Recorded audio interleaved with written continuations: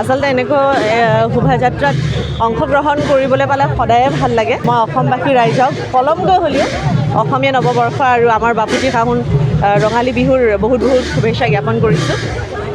আৰু কেন্দ্ৰীয় ৰঙালী বিহুৰ যিসকল কমিটি মেম্বাৰ্ছ আছে তেওঁলোকক মই ধন্যবাদ জ্ঞাপন কৰিব বিচাৰিম মোক ইয়ালৈ আমন্ত্ৰণ কৰি অনাৰ বাবে।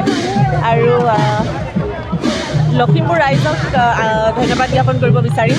আজি যে ইয়ালৈ আহিব পাৰিছোঁ সেয়া একমাত্ৰ সফল হৈছে কাৰণ তেওঁলোকৰ মৰম আশীৰ্বাদ আৰু এনেদৰে যাতে মৰম আৰু আশীৰ্বাদ সদায় দি যায় তাকে কামনা হৈছে আজিৰ পৰা।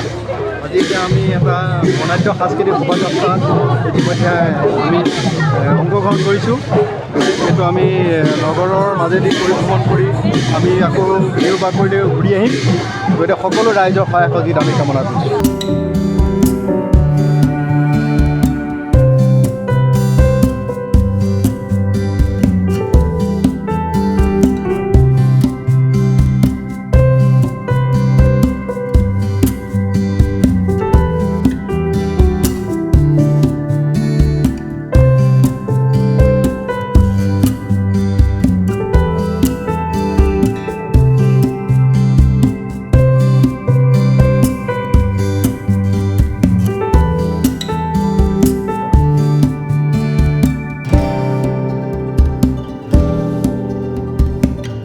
ভাল লাগিছে। আচলতে এনেকৈ শোভাযাত্ৰাত অংশগ্ৰহণ কৰিবলৈ পালে সদায়ে ভাল লাগে। মই অসমবাসী ৰাইজক পলমকৈ হ'লেও অসমীয়া নৱবৰ্ষ আৰু আমাৰ বাপুতি সাহোন ৰঙালী বিহুৰ বহুত বহুত শুভেচ্ছা জ্ঞাপন কৰিছোঁ।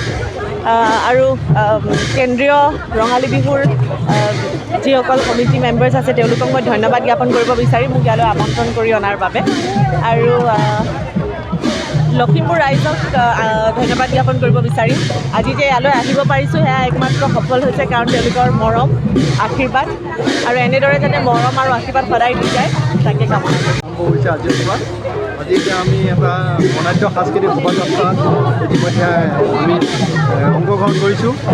যিহেতু আমি নগৰৰ মাজেদি পৰিভ্ৰমণ কৰি আমি আকৌ বিহু বাকৰিলৈ ঘূৰি আহিম।